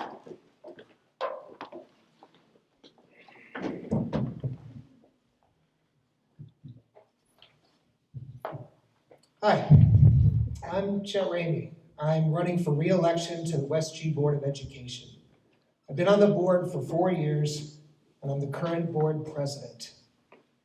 I have a BS in computer engineering from Case Western Reserve University and a master's degree in computer science, also from Case. I've worked there in higher ed for almost 33 years. I'm a 20-year resident of Russell. I've been married to my wife for 31 years. We have 2 kids who graduated from West G. We've been here for the long haul, and we're in it for the long haul. You know, a bunch of people ask me why I want to get back into this again, especially with the way things are now. And, you know, it's an easy answer. You get into the school board because you want to help kids and give back to the schools. It's not complicated. We all want our kids to be the best prepared they can be for the world they're going to live in, and schools play a big part in that preparation. We've made great progress during my tenure on the board. The district's finances are strong.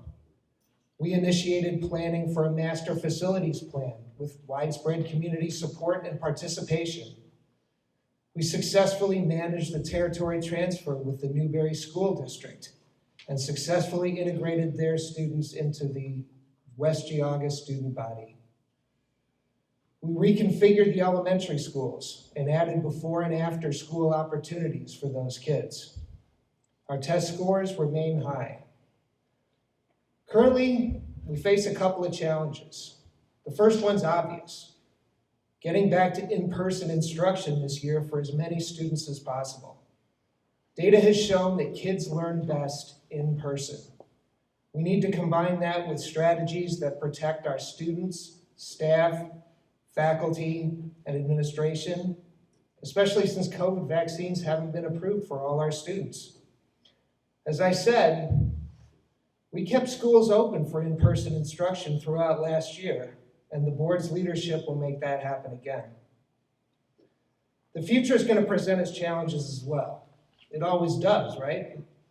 The board will have to finish off the process of figuring out the best thing to do with the Newbury campus and property. We'll need to decide what's best for the entire district and community. Our facilities are aging, and we need to move forward with the master plan. I favor a single campus configuration. We need to keep the district's finances on a solid footing and decide with the administration on the proper time to put levies on the ballot. Finally, we need to maintain the district's record of high achievement. We need to keep the administration and the culture of excellence that we have in place. Thank you.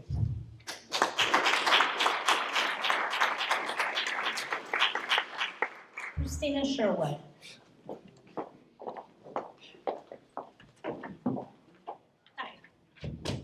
My name is Christina Sherwood. I'm running for West Geauga School Board. Many of you know I grew up here, graduated from West Geauga in 1992, moved my family back here so that my 4 daughters could come through the system. 3 of them have graduated. I have 1 still remaining in the system. I am a current classroom teacher with middle, high school, and college level experience. I teach all 3 currently. I think that that's important because as a classroom teacher at the middle and high school level especially, you need people that understand how the policies and procedures and protocols that a board establishes will affect the children in a real-time environment. And I've seen pre-COVID students, I've seen mid-COVID students, and I've seen post-COVID students. And there are so many differences in how our approaches affect those kids, not just physically, but psychologically as well. And that becomes very important for the welfare of our kids, both physically and mentally. I have a master's degree from Tiffin University in Higher Education Administration. I graduated from Cleveland State at the top of my class with a degree in English. I am currently pursuing my English Literature Master's to finish that so that I can continue with that line of work as well. I am a fiscal conservative. I don't believe that we should be asking the district for money in a form of a blank check, that if we need something that we need to make sure that we know what that's for. When we have failed levies in the past, there's been reasons for it, and so this community demands and expects and deserves to have that open line of communication when we need new facilities or new programming. I do not support any type of indoctrination education at all. I think that it's important that our students are aware of our entire history and how not to repeat that history, and creating that division with that type of curriculum becomes problematic for our students. I think that the success of our schools relies heavily on our teachers. We need to make sure that they are receiving quality professional development that is speaking directly to their discipline specialties so that they feel confident in the best practices and how best to affect their students' lives. So I would like to see that be more directed to our teachers so that they can affect the students better, because right now a one-size-fits-all professional development isn't working for our teachers in that they're not feeling like they're doing everything they can for our kids. Thank you very much.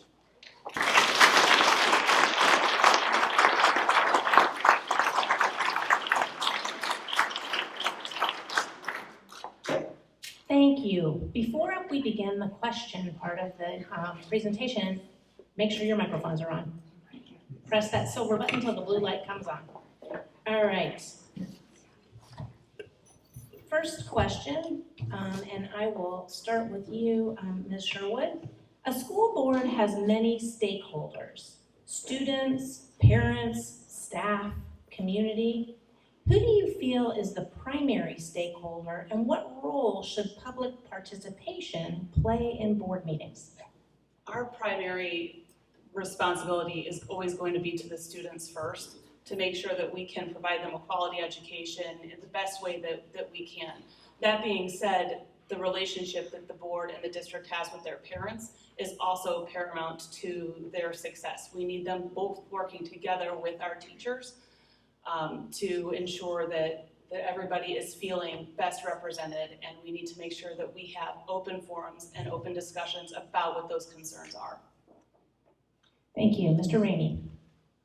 I agree that the primary stakeholder in any school district is the kids. It's the students. Why else are we here?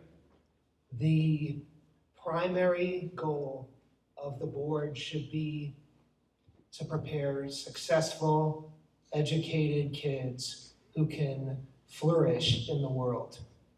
Now, that said, I agree that the parents are going to play an important role in that. And the lines of communication between the board and the community and the parents should be open and multi-faceted. There should be multiple lines of communication. There should be multiple ways for the community to contact and converse with the board. The conversation should be bi-directional. Thank you.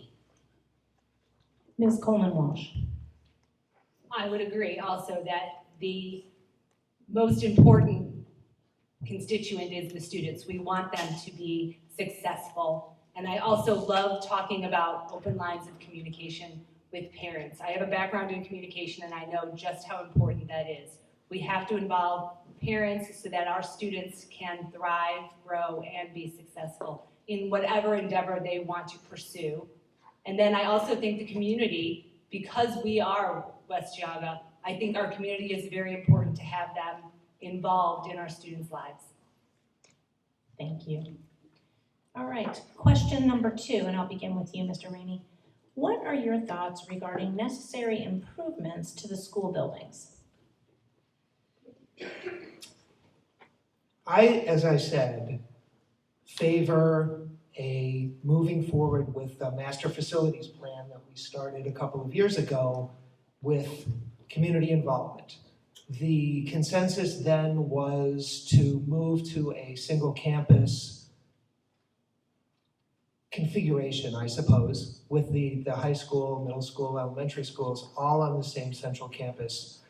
And I think that is the best way to move forward with West Geauga school facilities. Now, we're not there yet, and it might be taking some time to get there. So we have to do what we can to make sure that our current facilities maintain a good learning environment for our kids. Thank you. Ms. Coleman Walsh. I think that we have to make sure that we are maintaining current facilities regardless of what our future plans are. We have a duty to our students now and our students in the future.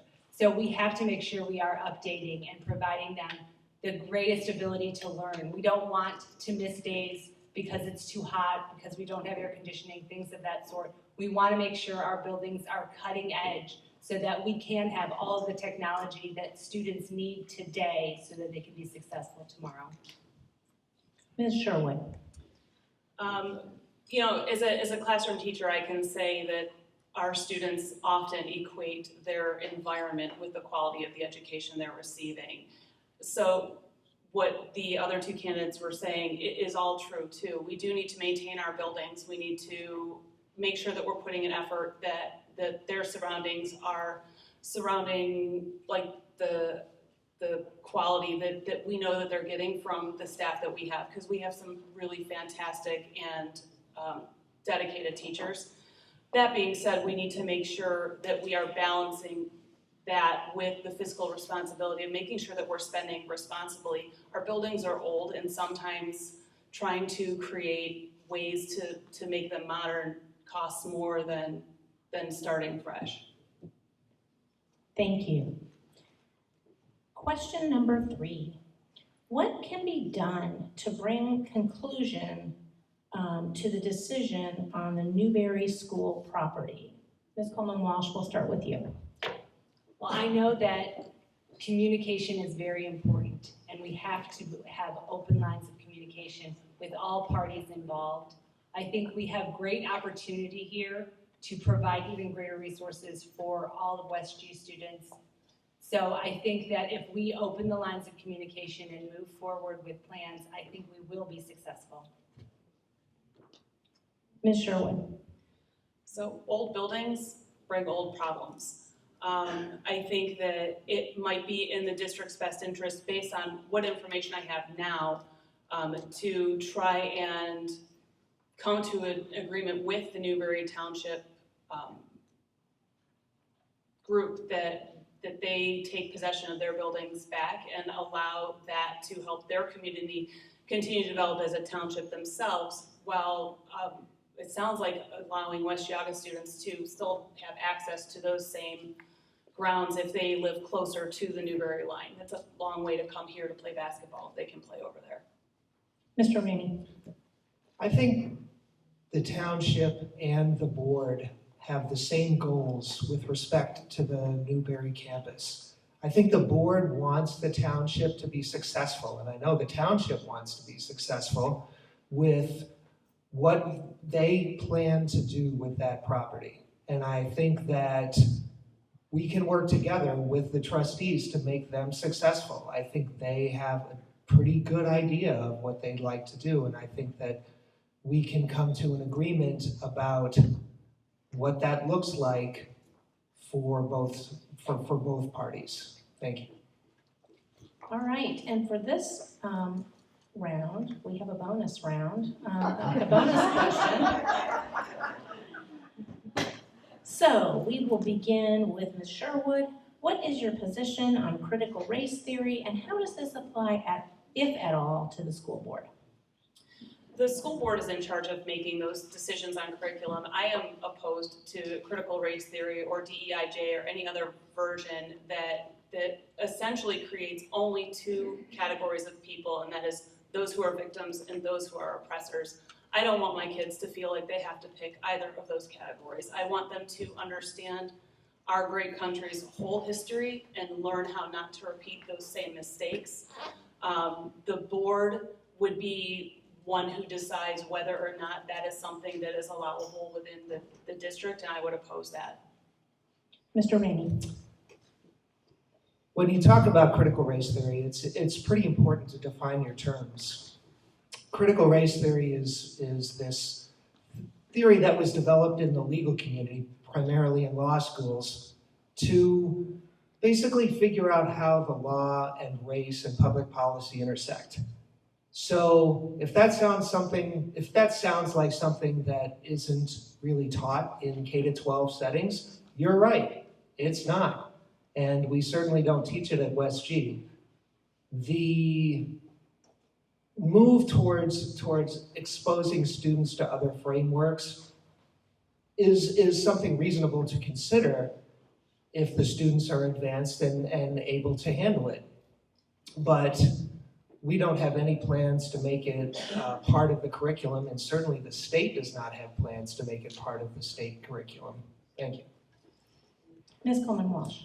Yes, I agree that critical race theory is not a concept that would be taught at the K-12 level. It is a legal theory. Even as a social movement, it is a very high-level social movement that would never be taught in K-12. It just wouldn't be comprehensible to students at that level. So it is not something that would ever be on the agenda. I couldn't even think of a curriculum that would appeal to K-12 for critical race theory. Now, I am not opposed to diversity and inclusion. I am for intercultural competence. I teach intercultural communication, and I think that understanding cultural differences and cultural variations will allow for students to be more successful in an international environment and a growing international world.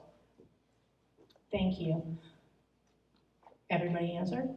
We're good? Okay. Thank you all. This has been a terrific evening. I appreciate your time and your thoughtful responses. And thank you to the audience. This was a great forum, and I hope you all leave better informed than you came.